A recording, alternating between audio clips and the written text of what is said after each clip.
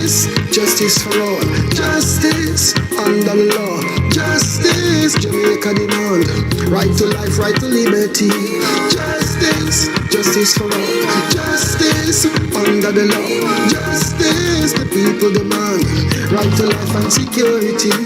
Oh what a joy, oh what a peace, how great this country could be, respecting your rights, respecting human rights. What a wonderful nation this could be. How come we are one in a Jamaica, make it a better place for the boys and girls, created equal by the creator, for equal rights and opportunities, no to unlawful detention and police brutalization, class, gender, race or religion. We not tolerate discrimination.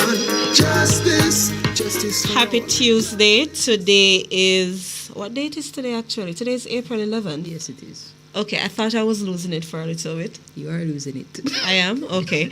All right. Happy Tuesday and welcome to our listeners. We are certainly happy to be with you again for another week. Just reminding those who are joining us via Radioland on Bridge 99 FM, those who are listening in on JFJ's YouTube platform, again, thank you so much. This is Let's Start Justice. My name is Michael Jackson, Executive Director for JFJ. And I'm Jade Williams, the Policy and Advocacy Specialist. Michael, with all of that intro, I think you was going to remind them, say this is a call-in show. Oh, yes. So you can call in at 676-4996 or you can WhatsApp your views at 239-7583. We love to hear from you and hear your perspectives, certainly. Today we're not doing well. I can tell you it was not a good Easter holiday for me at all. Yes, it was a virus-laden holiday. Yeah. For many members of staff, I think. I'm COVID-free, though. I did my COVID check over the holiday. I just have some semblance of a flu.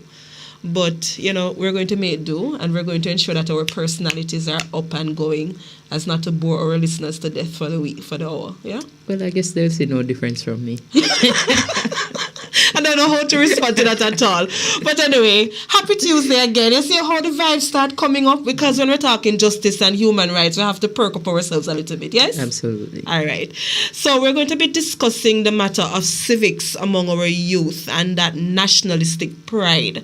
I think, you know, a little bit of apathy going on among our youngsters. And it's something that we're going to be delving a little bit deeper in towards for the substantive part of the program. Yes. But as usual, before we go into the program, we're just going to be doing our human rights recap of the week. And I think it spans from last week or the week prior when we look at the national statistics coming from the Jamaica, the JCF. Yes.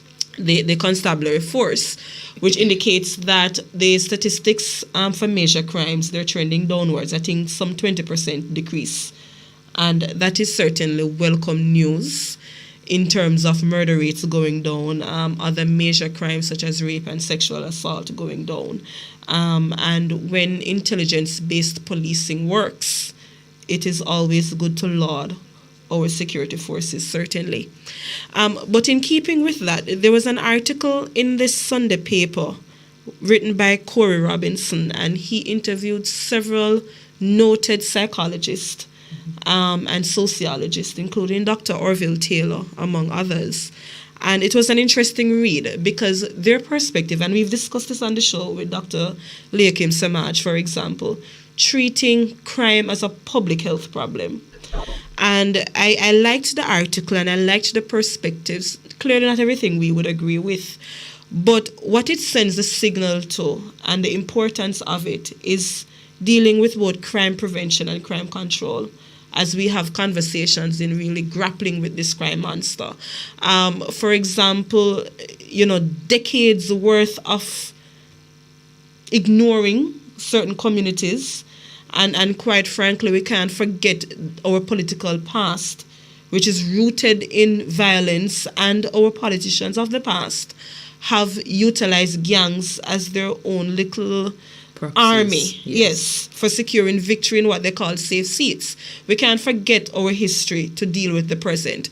So it was a very good article, and it focuses on dealing with the family issues, going into the communities and ensuring that our youngsters, for example, they're educated on key things, the importance of employment, really dealing with this again as a public health crisis that you can't tackle by just focusing on training the JCF, which is important. We need to bolster the capacity of JCF, but we have to be dealing with their core issues at hand. I think, to be honest, the public health framing is just a more palatable way, or I should say just a different way of framing something that I think many members of civil society, just general social commentators would have said is that for years now. Yes, for many, many years. And going as far back as our earliest kind of crime reforms. Yeah.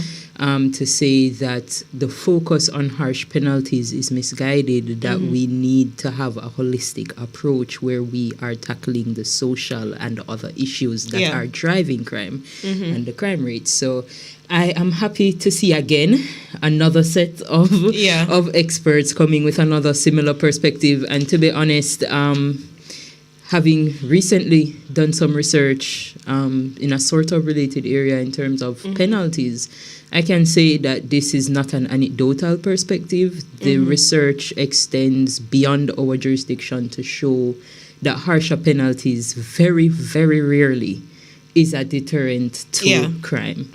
And Jade, for me as a mother, I like to have conversations with my youngster. He's 14 and his friends. And he said, Mommy, listen to me.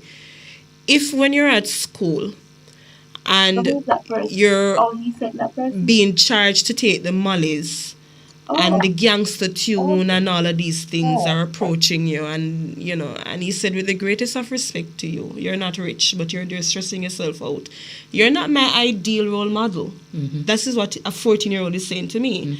And he says, when you have children who are growing up without parental support, without somebody saying to you, look in the mirror and doing self-affirmation that you're great, you're smart, he says, what chance do youngsters really have? And this is coming from a 14-year-old. So, I always try to look at the perspectives in different ways. And if a youngster can look at us and say that to us, it really demonstrates the importance that we need to go a little bit broader. And there was also another article in Jamaica Observer wherein an ex-convict spoke to some youngsters, and the youngsters in the high school, I don't remember the name now, they reacted positively to his words, and they said, this is putting me on the right path, stay away from crime. And I think we need more of those reformed individuals who can speak to our youngsters to say, this is not the life that you want. Focus on your book. Yes, but I think with those things, we also have to have the support to allow them to focus on their book. Absolutely. All right, so over to you. Yes, so we'll go straight into our right of the day today, which is a part of our right to due process. And it says, all proceedings of every court and proceedings related to the determination of the existence of or the extent of a person's rights, including the announcement of the decision by the court, shall be held in public. So what this basically means is that where a matter comes before the court, any matter, but also a matter that may affect your civil rights, whether or not they're trying to determine if these rights exist, or they're trying to determine how far these rights go that do exist, the result of that matter should be public record. One thing that I have found is that you may not find an entire judgment, but as it relates to the decision in the matter, that is something that's normally reported and covered in our local news. And as you mentioned, the right to due process, there was another article, Jade and listeners, that I felt it was important to mention as you were speaking. Chief Justice CIVICS mentioned that 7 of the nation's court are backlog free. Amazing. And I said kudos to the Chief Justice and his team, but I couldn't help but wonder the implications the mandatory minimums may very well likely have. And I would hope that those who sit in the legislature would be heeding to the warning of Chief Justice Brian Sykes when he says that the government is going down a slippery slope, a wrong path, in excessive mandatory minimums, because 7 courts backlog free is something certainly to celebrate. And again, big up to you, Chief Justice, and again, the judges that sit in the different courts and all the team across the court administration division. No, absolutely. And I think it just goes back to the same conversation where we're saying we need to have a holistic approach, because we look at that side of things.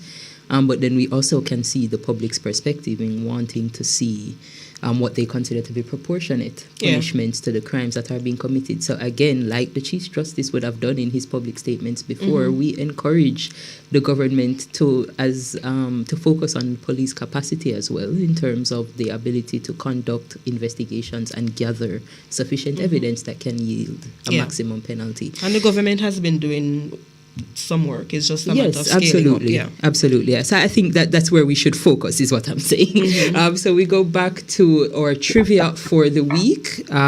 This is a simple question this week, so I don't think you're getting $1,000 credit, but I'll let the producer answer that for you when you respond. So the question is, in what year was the Charter of Rights, and that is Chapter 3 of the Constitution, amended? So in what year was it amended? Well, I should say last amended, because as we spoke about last week, an amendment is upcoming, right? And an amendment was done in 2015. Okay. That was for the local government. So I see. That was the last one that was undertaken. All right, so today we're talking young people business, right? Youth and civics. Yes. And it's a conversation that we've been having for some while now, especially Jade, who likes to think that she's young, but I would remind her that she really isn't. But she thinks she is. But let's move on. Civics and Youth actually is the language here. We're going to be joined by Mr. Shane Kerr, who's the G2K president, and Ms. Sharian Henry, who's a JP and junior shadow spokesperson on justice for the People's National Party. So last year we were quite happy. Yes. When the Minister of Education, the Honorable Favour Williams, indicated that they're going to be launching, or they did launch, the civics education curriculum. I haven't had the opportunity to look at it yet, but it's certainly happy news, yeah? Yes. All right. So the minister indicated that with the reintroduction of civics comes out of deep concern about the levels of incivility and lack of respect for self, others, and authority that continue to be displayed across the country. She also stated that by adding civics to the curriculum, students will be able to better comprehend the pride, dignity, and seriousness of being a Jamaican. I think something that we would have heard before. In fact, in 2012, then Minister of Education, Ronnie Thwaites, he had also pushed a reintroduction of civics into the school curriculums at that time. How successful it was, I'm not sure, but that has constantly been a conversation. I remember reading that big red book when I was growing up. Yes. Yeah. All right. So also speaking at the sermon at the time was President-elect of the Jamaica Teachers Association, Leighton Johnson, who emphasized that with the reintroduction of civics curriculum, it is hoped that the teachers can impact the minds of students and influence them to become decent citizens who will embrace positive values and attitudes, resulting in good ethical practices. I think the question that we have been asking ourselves, however, as individuals, what impact will it have?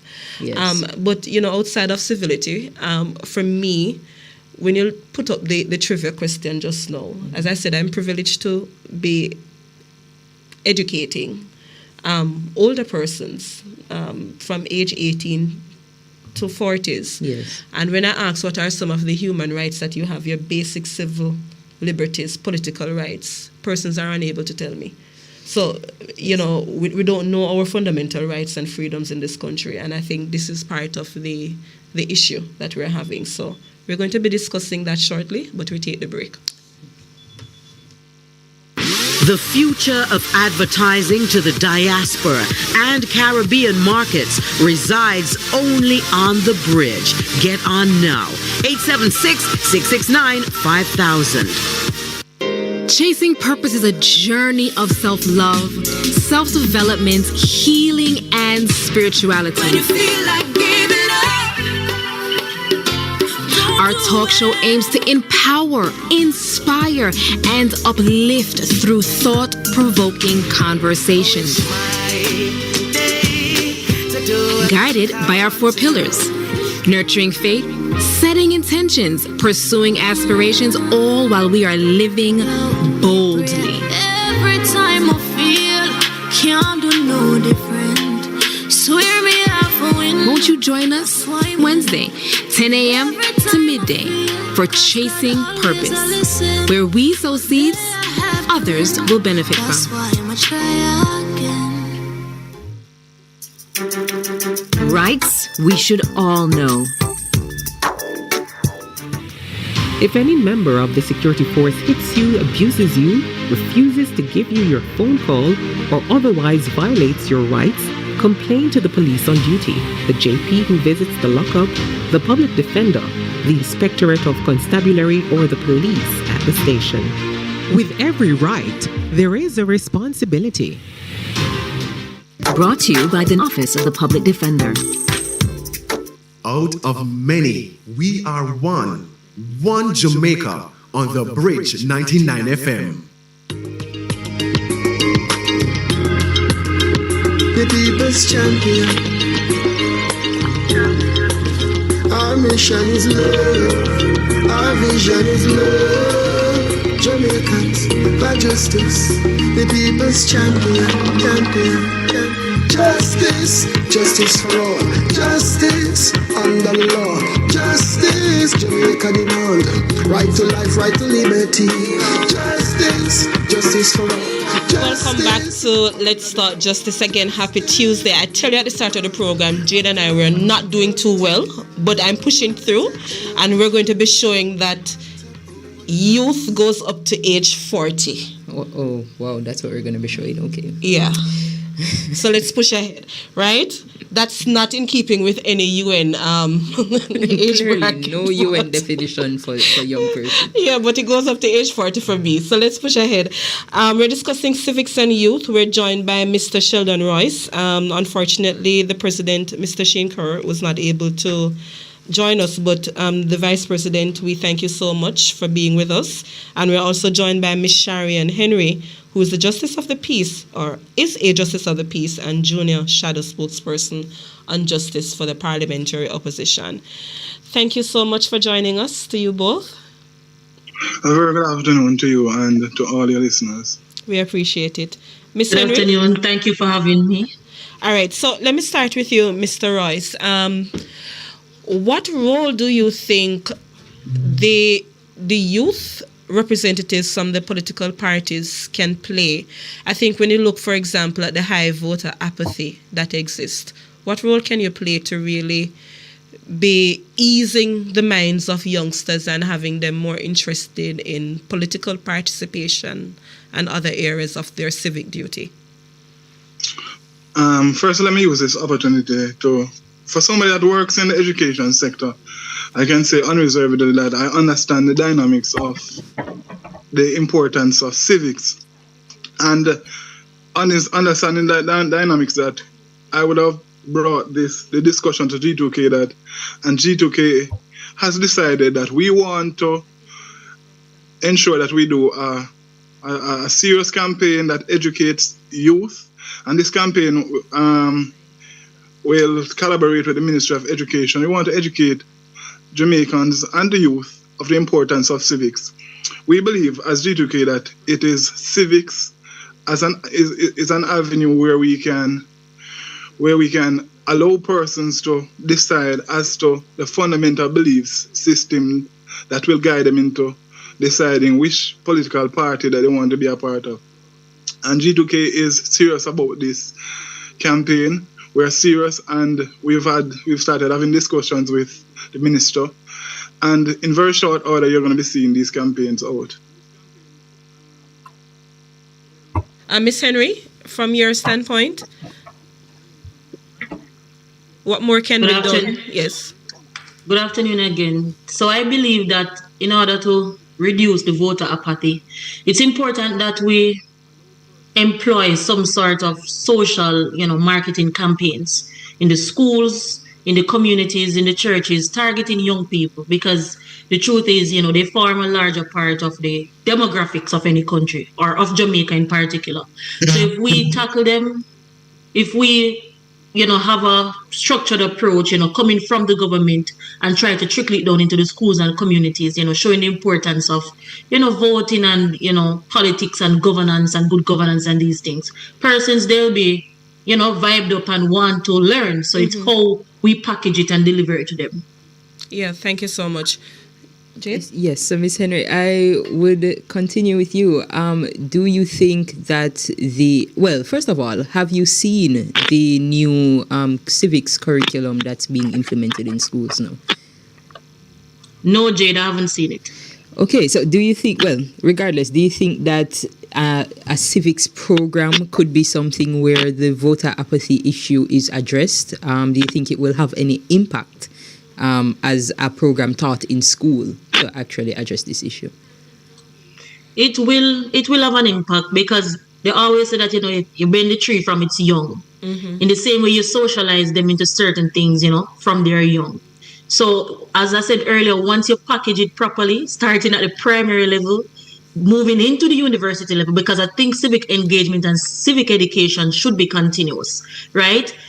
Over time, they'll become critical thinkers, looking forward to what's happening in their country, be very vocal about what is happening. So it's how well we package it, but starting early is certainly good with the civic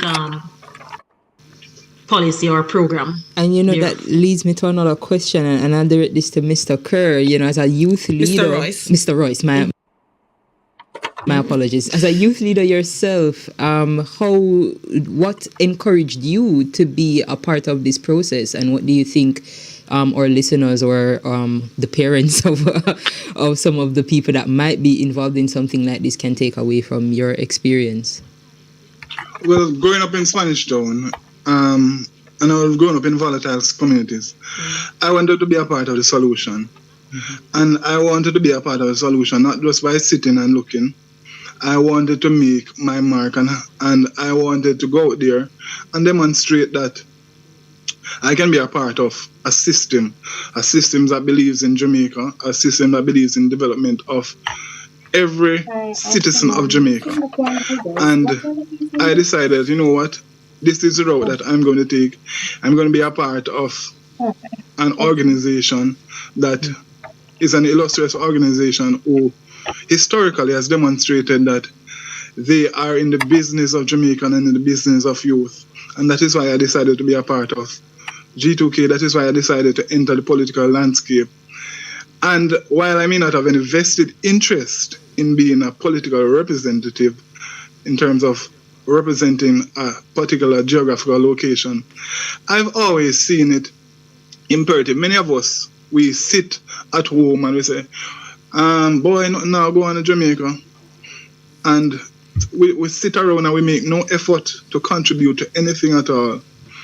And I didn't want to be one of those persons. I wanted to effect some amount of change, and that is why I became a part of G2K and a part of the political climate.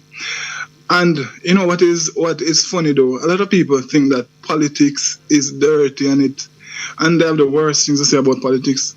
The truth is, I believe that even if you think that something is dirty, I think we can all add some value to something and turn it around. But just to pick up with you, you mentioned that you're an educator, and one of the things I realize is sometimes how we teach, it's not engaging.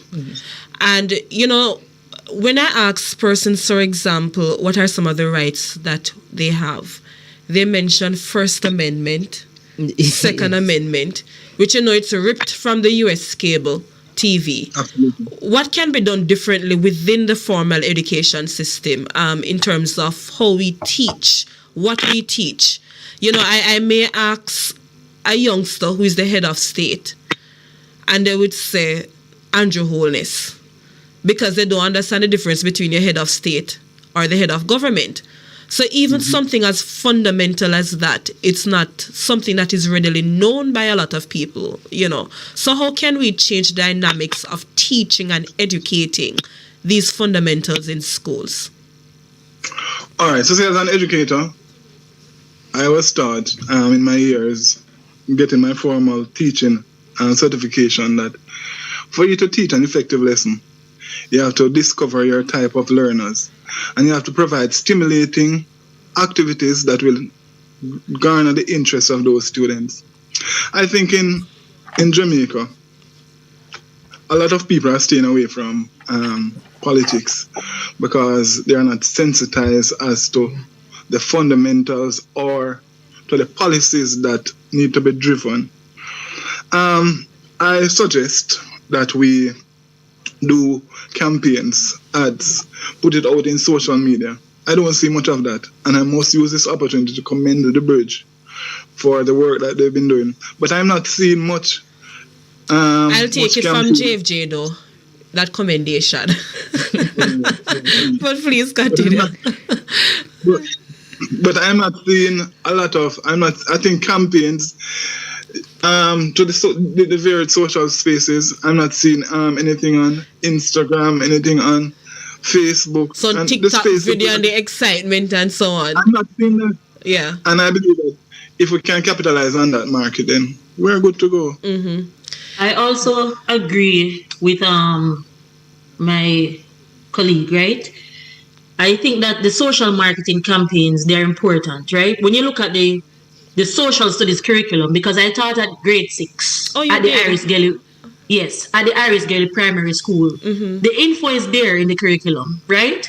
But what's important is just these stimulating activities, videos, get them to act out certain things. Yeah. And as I said earlier, if it's a national approach coming from the government to the schools and the communities, it will be something that the schools, they'll be willing to participate in. So a campaign, for example, Know Your Rights 101, mm-hmm. something as simple as that, right? It will help to change the dynamics and the thinking or the lack of knowledge thereof in the schools and communities. Because the truth is, Jamaicans really and truly, they don't know their rights. Yeah.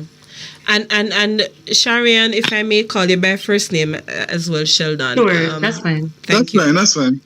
You're the shadow, the junior shadow spokesperson, which you see where the parliamentary opposition, if you will, is doing a little bit of succession planning or understudy. Mm-hmm. How has that played a role for you and youngsters in terms of preparing for any possible engagement in the political process? So how has that been?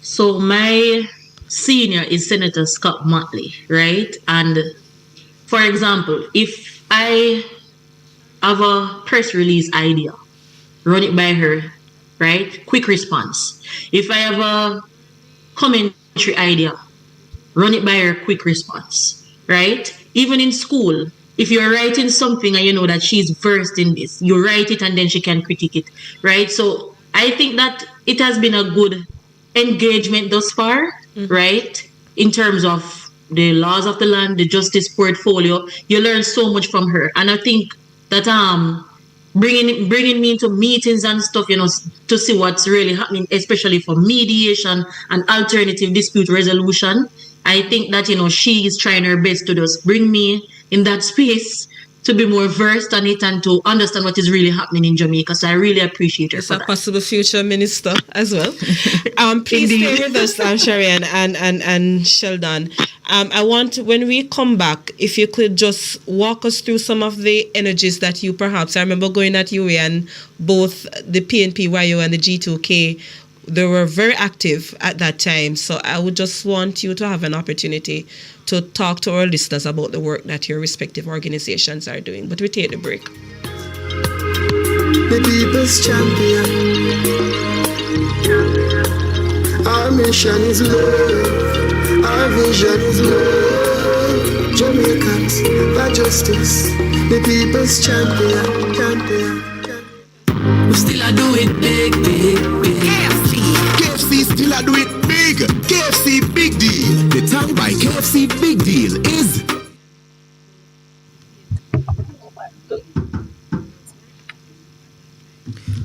1:30. I put it down on the wrong one. Hold up, wait a minute. 6 On the bridge. Every Tuesday at 10 p.m. We talk about the forbidden, then inevitable, the truth. Nothing is untouched. It's live with me, dancehall queen Carlene. Download the Bridge app. Be on the 99 and tune in this Tuesday after dark. The conversation is intellectual and maybe tantric, but always entertaining as we hear from the expert and you. SOD, this Tuesday at 10 p.m. Yeah, this is Angie from Gardentown in the square, right at Miss Lou's statue.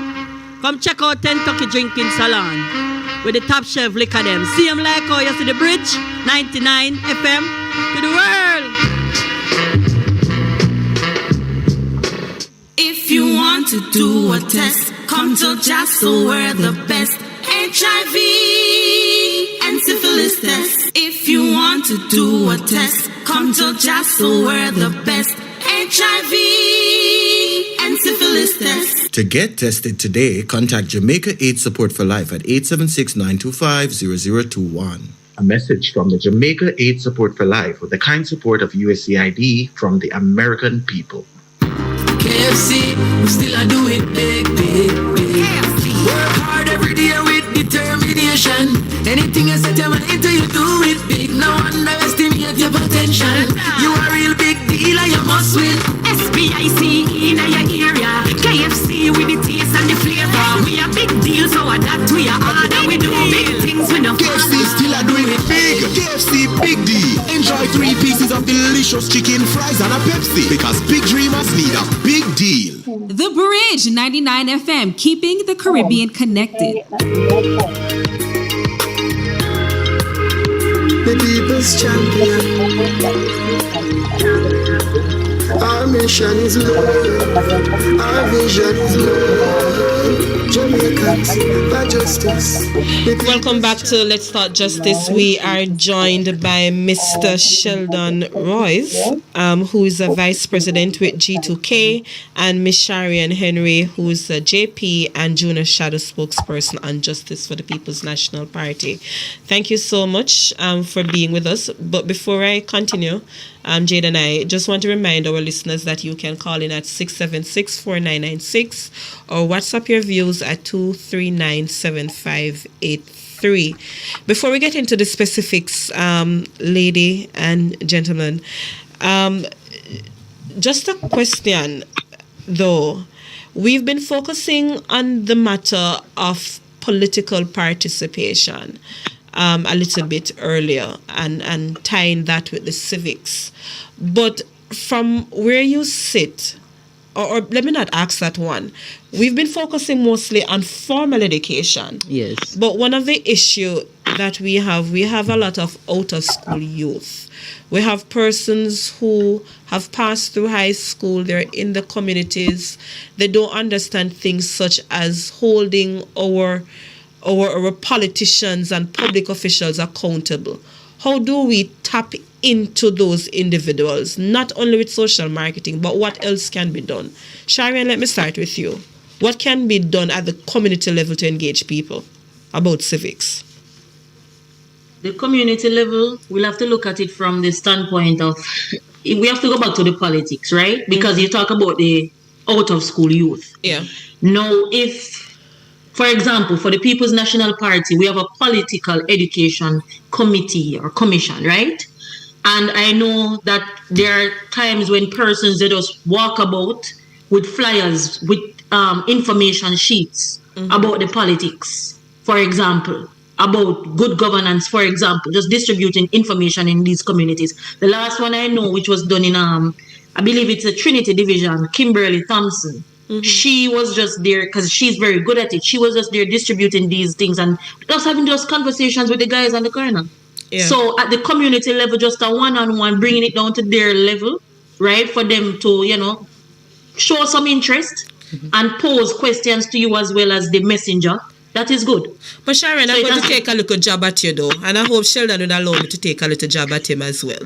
It's a nice interview that we're having, but one of the perspective people will have, or perception, whether real or perceived, is that sometimes the junior if I can call it, junior political parties, the youth representatives.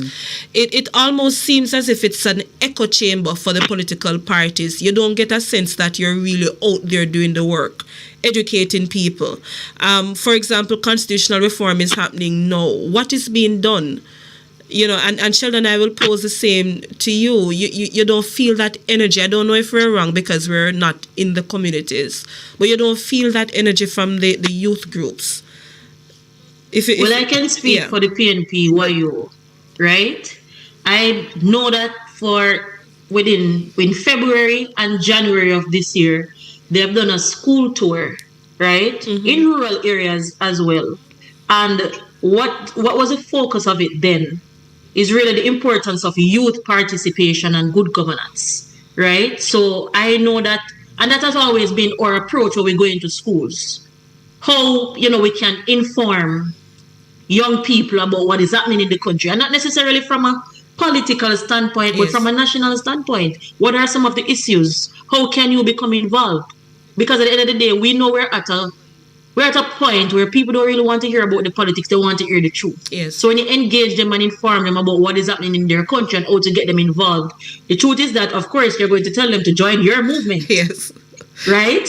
But it's how you do it and how you deliver it. And I think we've done a pretty good job at that. The youth, the PNP YO. Thank you. Sheldon? All right, so let me say this.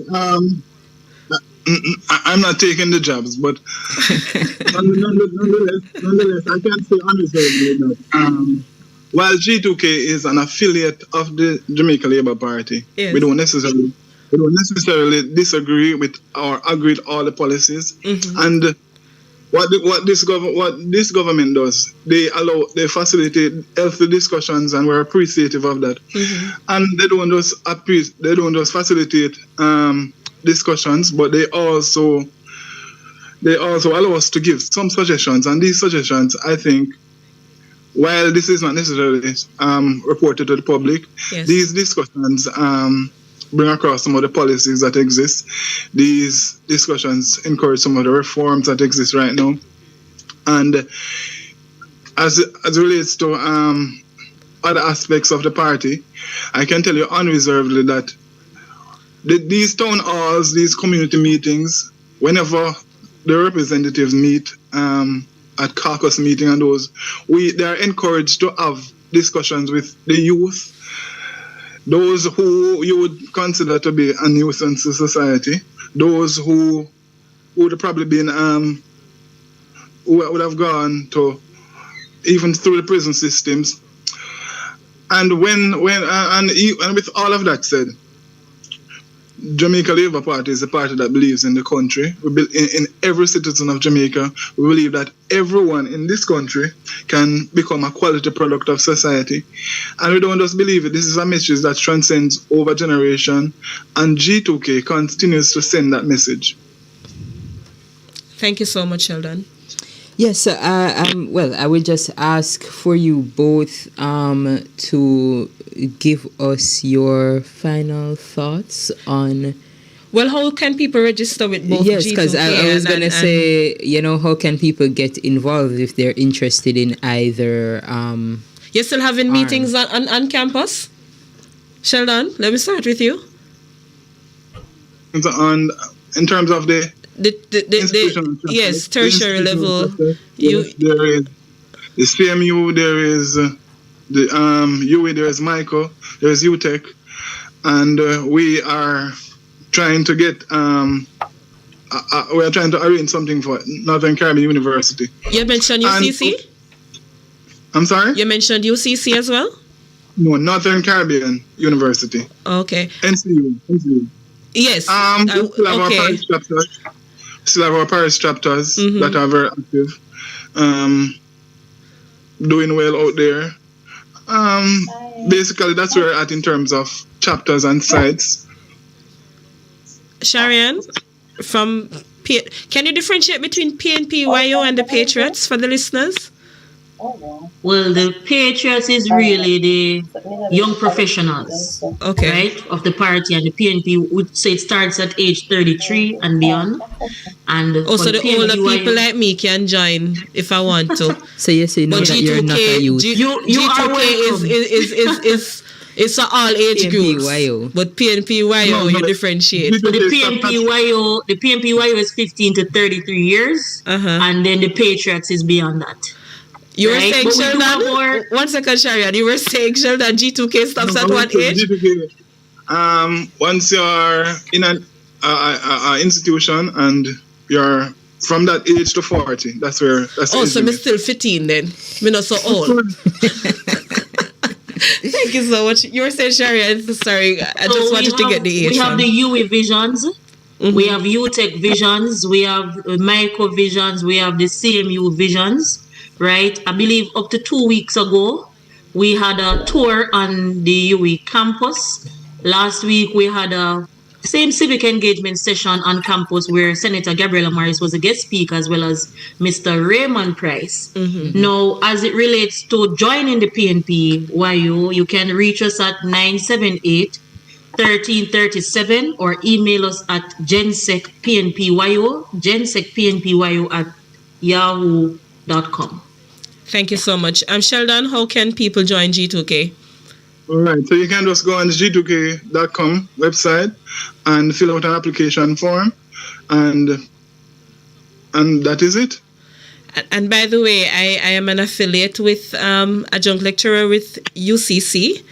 And if you both don't mind, I would really encourage you, and I don't mind speaking off air with you both, because I need my students to participate in the political process. So, I teach politics. So I would really want them to have the freedom to join either of your organizations, yeah? But Jada asked you for last word. So last word from Sheldon, last word from Sharian. Why should people join G2K and why should people join PNPYO? Starting with you, Sheldon. G2K is the best political youth organization, in my opinion, and I will say that without any reservation. G2K will foster growth, and the things that G2K has done for me personally, I'm a testimony to that. I have no reservation in declaring myself as a Labourite anymore, and I can say that I am now able to have healthy conversations wherever I go. Yes. And I'm proud of what I'm a part of. Perfectly. Thank you, Mr. Royce. Thank you. Sharian? I'm a proud member of the PNPYO, and I think that persons should join us because we are vocal, we are vibrant, and at the end of the day, we want to achieve Vision 2030. So I encourage everyone to just come on board and be a part of the change that we want to see in Jamaica. All right. Thank you so much. Thank you to you both for joining us. We appreciate your perspectives. Have a good day. Yes, we will take a break shortly, if I am remembering correctly. You're about 45 seconds out. Okay, and then when we come back from the break, we will be having our call-in section. So if you would like to join our discussion, you can call 676-4996. But before we take the break, just to indicate as well that I hope the listeners who were paying attention to both the G2K and the PNPYO rep, it's an important stepping stone. Yes. I actually attended both meetings when I was on the university campus. And I'm hearing we have a caller, so I don't even know if I should stop you right now. We'll take the caller. No? All right. You can go ahead. Just tell us your name, please. Hello, good afternoon. My name is Anne. Anne? Yeah. Good afternoon. Thank you for calling in. The answer to the question is 2011. Oh, you're answering our trivia question. Wow, what an interactive response. And even though you're calling, we still have to do a timestamp to see if you're the first. But since we have you on the line, though, let me ask you a question. What do you think we can do a little bit to educate and encourage our young people on civics and participating more? And? But come and you run out of the credit. You come we have to give you a brata just for calling in. And you're with us? Okay, so I will last add. So we're going to take the break and then we take some more calls. Our mission is love. Our vision is love. Jamaicans, by justice, the people's champion.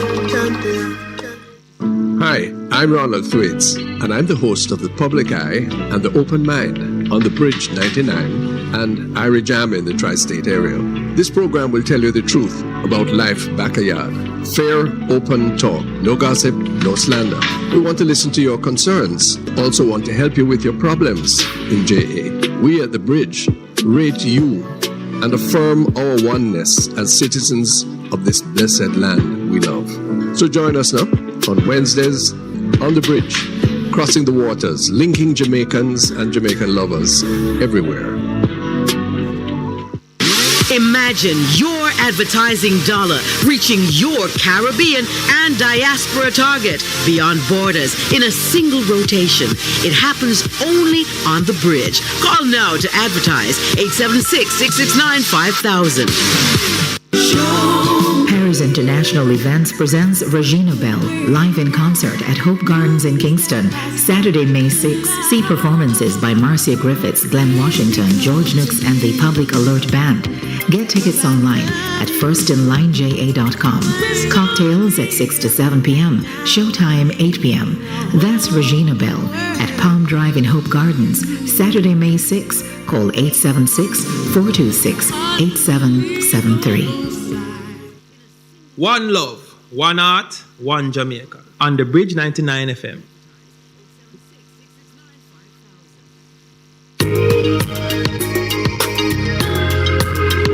The people's champion. Our mission is love. Our vision is love. Jamaicans, by justice, the people's champion. Welcome back to Let's Start Justice. We are discussing civics and youth, and you can call us at 676-4996 or WhatsApp your views at 239-7583. So Jade, one of the questions that would have been posed to me is, what exactly is in a civics curriculum? Yes. So we haven't seen the curriculum ourselves. We have been asking several colleagues. If you remember, a couple of weeks ago, we had Mr. Golding, Stephen Golding with us, who did it was an excellent interview. Yes, when we focused on Garveyism. So what are some of those things that you would hope to be in the curriculum, if you can remember, from what you learned growing up? To be frank, and I think it's quite sad, I don't recall having civics as a part of my curriculum. And okay. I'm not going to give away my age on air, but let's just say I'm not yet 30. So I can't recall having ever encountered anything like that. Mm-hmm. And in fact, my interest in it, which you've chastised me about because it was limited. My interest in it. Yes, you said I need to know more about my politics and my history and my political history. And I don't disagree. But my mother has always been very interested in political history in particular. She's not very political herself. But that was what allowed me to have that interest. And I wouldn't say it was something I saw my peers having an interest in. So I think what I'd want to see is the curriculum presented in such a way that students can see how it benefits them to know this information. Because I think a lot of the times we bombard students with information, and we, having gone through so much experience in life, can see its value. But to them, they're like, this has no bearing on my life right now whatsoever. I'm more interested in sorting out my grades and putting food together and that kind of thing. So I think, and that's for a well-adjusted child, interested in sorting out grades. Well, that's true. So I think we have to find a way to make it something that is relatable to their lives now as well as in the future. Yeah. You know, as I said, I remember being on campus and at university level. And when it comes to sectoral debates, budget presentations, it was something I've always tuned into. Can't relate. It couldn't miss me at all. Yeah. And, and there are some moments that stuck with me. I remember the cassava presentation from Dr. Christopher Tufton. At the time, he was Minister of Agriculture. You can pick up my age. I don't shy away from it. I'm a couple of years away from 40. It's fine. So when you look at things like that, you pick up, you have an interest. Political history.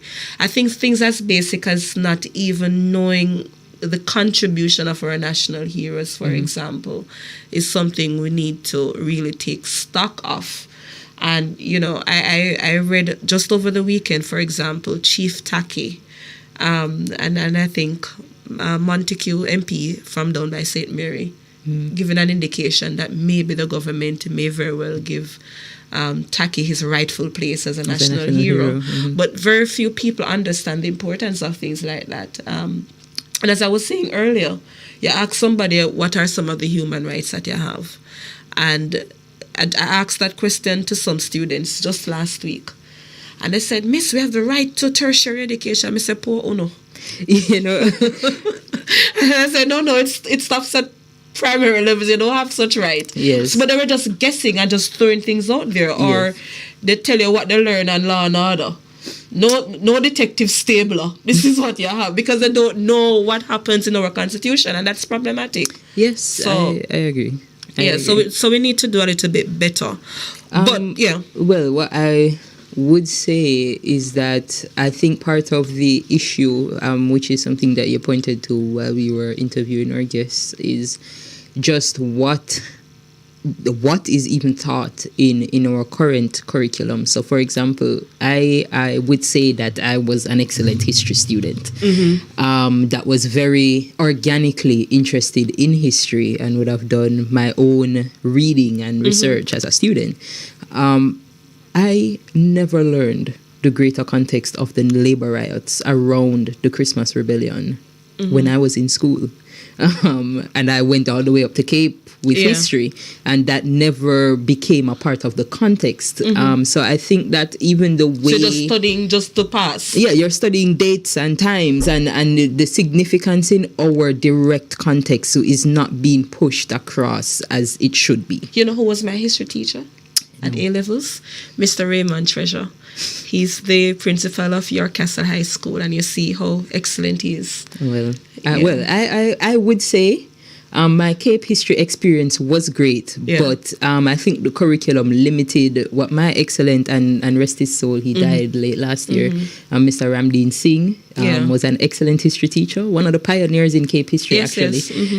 So I do think that it's not necessarily that the teachers aren't trying, but I do think that the goal-oriented way that curriculums are structured really prevents them from maybe getting into what would be a more holistic... it's not the critical thinking and the history or the importance thereof. As I said, let's know the dates and what were some of the key things that happened here. And even the way how they examine you on it, you're not encouraged to do... that kind of critical thinking. And, as we were talking, and this is a conversation we've had as well, the admin officer at JFJ, I think she's tired of me as well, because sometimes I would say, watch news, what go on in the country. These things are important, because I think if the only minister one can name is the Prime Minister, which is our Chief Minister, I do find that problematic. I think as Jamaicans, for example, we should know all of our ministers. Everybody that's sitting in cabinet, you need to know who they are. Because how do you hold people accountable if you don't know who they are, for example? It's the point of the conversation is how do you even demand accountability and self-respect if you don't know what your rights are? How do you treat others well if you don't know what your responsibilities are? And when you look at it, it translates in so many different ways. You look at jury duty, for example, and the dismal performance, for lack of a better terminology, in our ability to really get jurors to serve, because people will try their best to get out of jury duty. And I know it has its challenges because, for example, that ridiculous amount that they have paying people when you have a significant number of people in the informal economy. But even outside of that, people don't want to serve. People don't want to do certain things. You look at Labor Day. Labor Day is just a grand holiday to rest. The pride in labor isn't there, where people will get up and do work and do voluntary service for others, and it's something for us to really take stock of. How do we build a better country if we don't teach our youngsters the importance of voluntarism?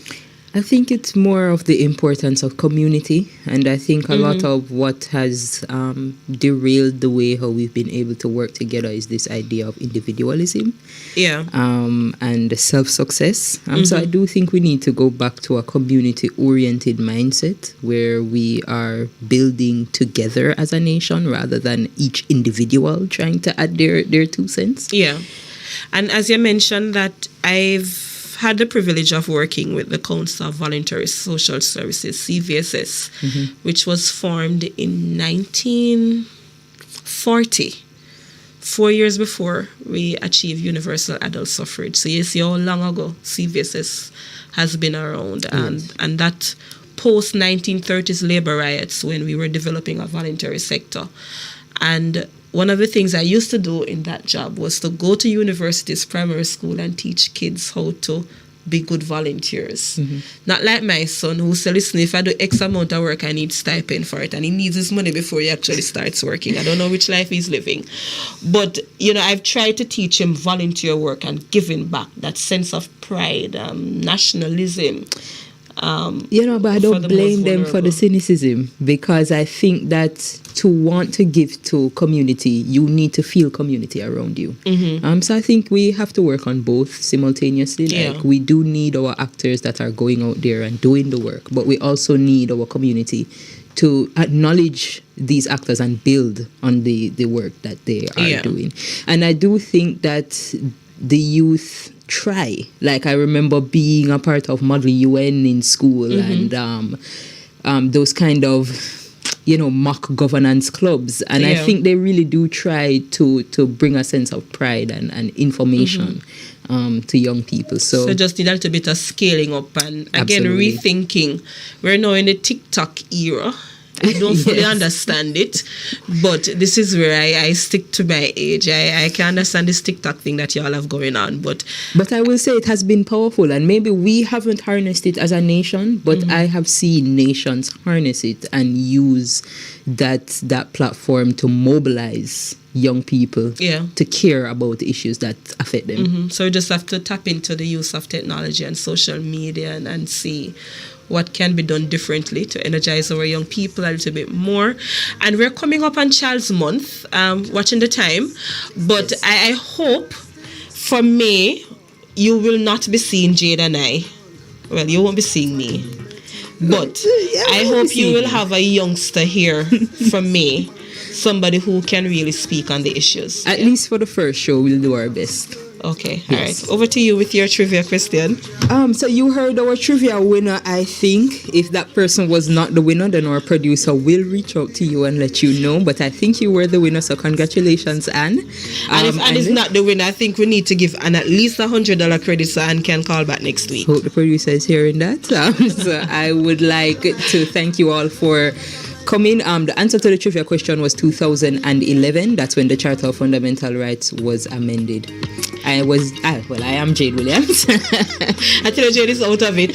I am Michael Jackson. I affirm it. Thank you so much. And it was a pleasure having you, and we will see you next week. Have a good day. Jamaicans, by justice, the people's champion. Justice for all. Justice under the law. Justice, Jamaica demand. Right to life, right to liberty. Justice for all. Justice under the law. Justice, the people demand. Right to life and security.